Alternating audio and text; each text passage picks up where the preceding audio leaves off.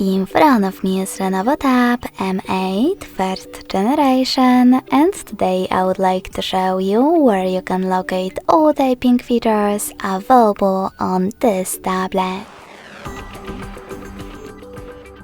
You need to begin by opening Settings. Now scroll all the way down to access System.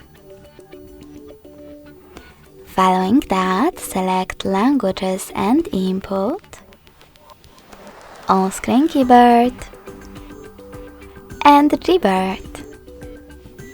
Lastly, click on Text Correction.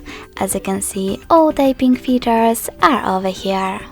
If you wish to switch on or off one of them, just click on the switcher next to the chosen one. Thanks so much for watching. If you enjoyed this video, smash that like button, comment and subscribe. Bye!